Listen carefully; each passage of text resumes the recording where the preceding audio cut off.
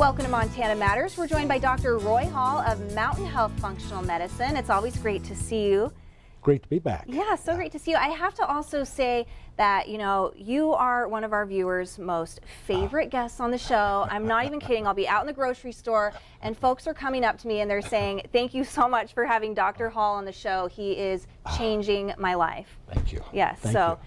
You're doing great things with functional medicine. Yeah. We want to talk about wellness. How would you define wellness? You know, a lot of us really don't think about what wellness is, but probably an unconscious thought is it's just the absence of symptoms. You feel okay.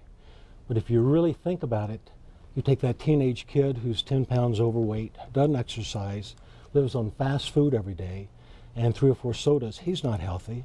Or take that adult who works 60, 70 hours a week, stressed out, 3 cups of coffee in the morning, 3 drinks at night to go to sleep. That's not healthy. And really, health can be measured, and it's absence of symptoms, but it's also normal lab tests, but it's also, I think just as important, a happy life.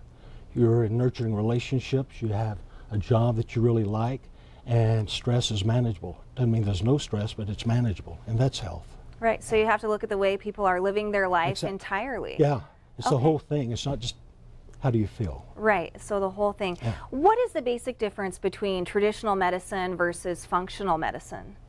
You know, traditional medicine basically focuses on the symptoms.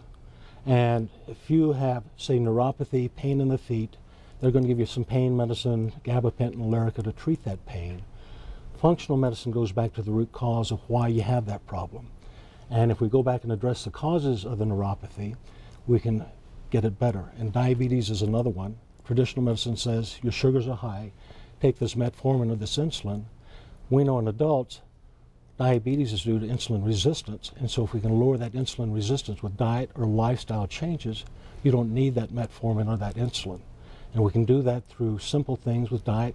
Even getting your hormones balanced can lower your sugars with people. Right, so functional medicine really comes into play when people have chronic disease or issues in their lives. Exactly. Okay. And that's where we shine, is the chronic diseases. And things we do well in are like diabetes, hypertension, autoimmune things, arthritis, multiple sclerosis, Parkinson's, all the chronic stuff that people go back to the doctor over and over. That's where we really shine.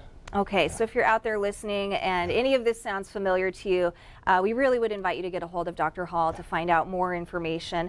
I understand functional medicine has a different model of service. Tell us a little bit about that. Yeah. Traditional medicine uses this fee-for-service model. And what happens, and then it came back out of acute care, you break your arm, you go to the hospital, you get your arm set, you cut your hand, you go to the ER and get the sutures placed. That really doesn't work in chronic care. And what I mean by that, when the doctor sees you, that's the only time he gets paid. If you're in his office, he gets paid. But if you call him, he doesn't get paid. If you text him, he doesn't get paid. So there's a resistance from that doc to do it that way. And from your standpoint, you remember I said a while ago, illness is having symptoms. So you come back, and when the symptoms are good enough, you stop coming. So I never get you that well point. Okay, so some major differences between functional medicine and traditional. For more information, we'd invite you to visit their website. Thanks so much for coming on the show.